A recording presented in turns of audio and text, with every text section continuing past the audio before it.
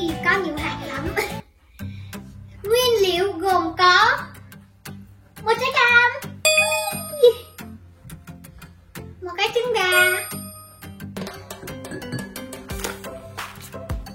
bơ, và mấy cái này là chocolate chip. Đây là hạt, có nhiều là hạt lắm. Đây là bột, đây là đường cát trắng, đây là đường nâu, đây là muối, đây là baking soda, và đây là mấy cái đo lường. Có mấy cái to, nhỏ, và mấy cái này là để đánh bột. Bây giờ mình sẽ bắt đầu làm cookie nhé. Bây giờ mình sẽ lấy một cup bơ, bỏ vào trong chén và microwave 1 phút. Tại sao cái con này không có muốn đi ra luôn?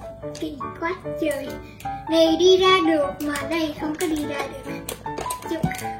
Ok, xin lỗi. Rồi được rồi. Giờ mình bỏ trong microwave 1 phút. Đây.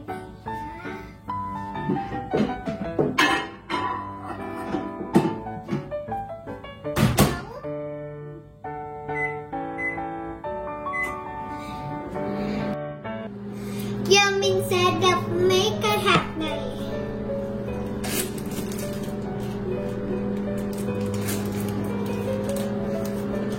Xong mở ra.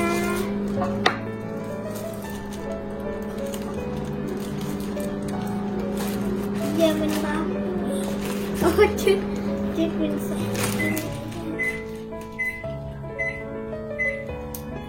Rồi. Giờ mình sẽ đập.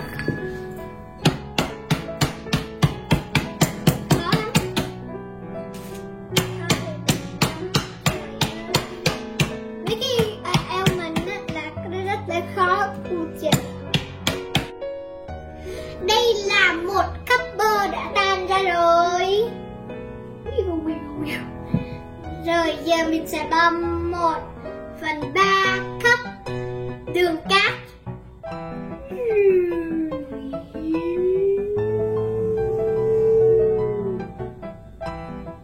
Wow. Giờ mình sẽ bỏ 1/3 cup đường nâu.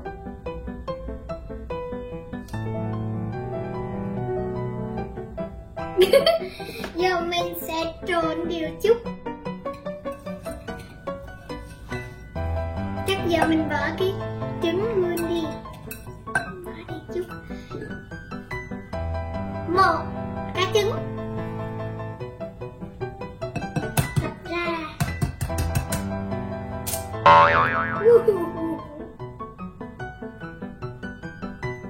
Lấy ra chưa chi. Rồi. Rồi giờ mình sẽ trộn đều lại. Đây là nước cam mình đã vắt. Giờ mình sẽ bỏ 3 tablespoon nước cam. 1 2 3. Giờ mình sẽ trộn đều lại. Đây là 2,5 cup bột. Và giờ mình sẽ bỏ 1/2 tablespoon muối.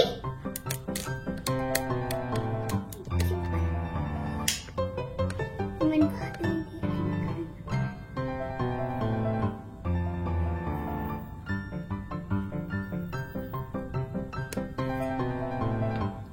Rồi được, giờ mình bỏ vô. Giờ mình sẽ bỏ 1/2 tablespoon baking soda.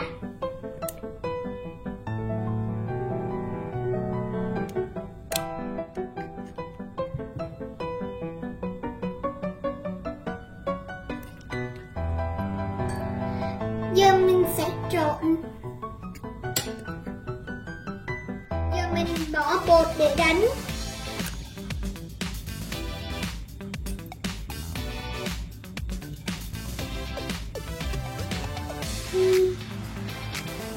Trộn đều, trộn đều, trộn đều.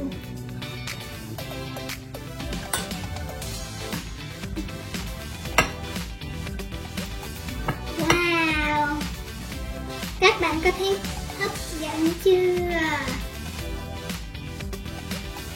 Bỏ thêm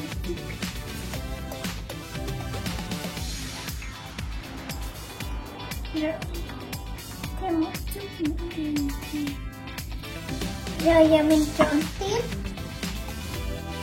Bây giờ mình sẽ mở lò lên, bấm bếp 350 degree độ và 20 phút. Đây là bột mình đã nhồi xong. Bây giờ mình chia đôi hai để mình có một cái chocolate và một cái hạt. Giờ mình bỏ nửa cốc hạt ở trong đấy và nửa cốc chocolate trong đây. Giờ mình trộn.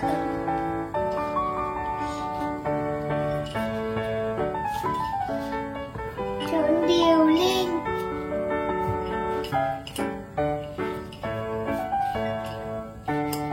Giờ trộn bên chỗ hạt. Wow! Bây giờ mình sẽ bắt bánh.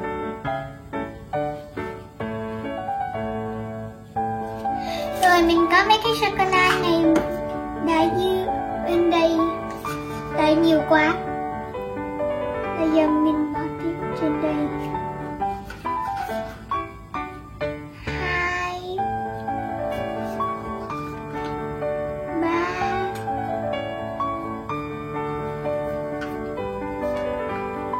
4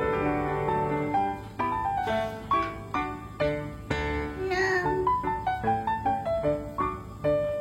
và một cái nữa đây. 6. Giờ mình để xuống. Tiếp tục đè vừa vừa thôi.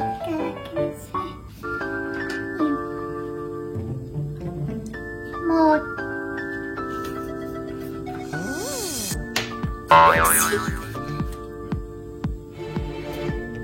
Hai. Ôi trời ơi. 3 4 5 6 và 7. Giờ mình để xuống.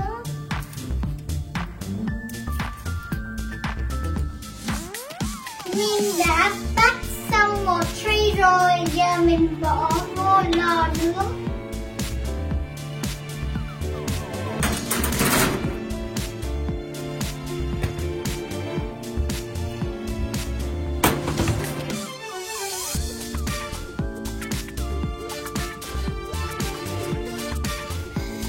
Mình đã làm xong cookie này rồi.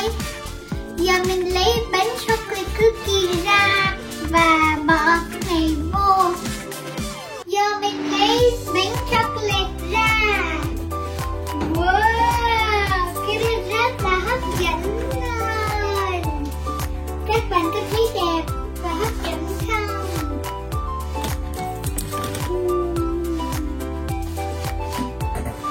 Giờ mình bỏ cookie này vô. Cookie này là cookie hạt đó, giống nè. Giờ mình sắp lên cho nó nguội. Wow, thấy ngon quá, mình hàng luôn rồi. Mình đã làm xong rồi. Wow, đẹp quá và rất là hấp dẫn luôn. Nhiều bánh quá không biết nếu mình làm hết được không. Và đây là bánh hạt. Và đây là bánh chocolate chip cookie. Và mình cũng bỏ thêm cookie ở trong cái hũ này là để mình có thể ăn nhiều ngày hay mỗi ngày luôn. Chỉ một cái hay hai cái mỗi ngày thôi. Rồi, giờ mình sẽ ăn là thử. Thử loại nào đây? Chắc mình rất là muốn thử bánh hạt. Các bạn ăn trước đi. Thử đi.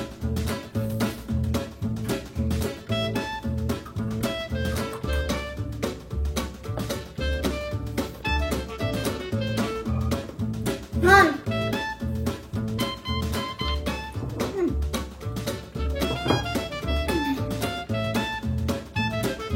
Wow, cái đó mùi cam luôn á. Và cái nó rất là giòn mà ngon. Cái hạt cũng giòn luôn. Giờ mình sẽ ăn cái chocolate chip cookie đây. Wow, các bạn thử trước đi. 1, 2, 3, ăn.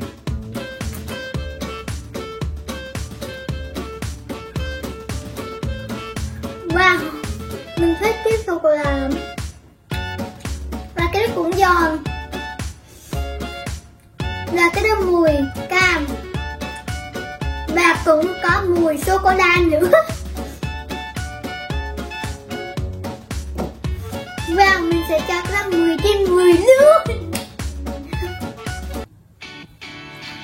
Cảm ơn mọi người đã xem. Nhớ để subscribe, like và share nhé.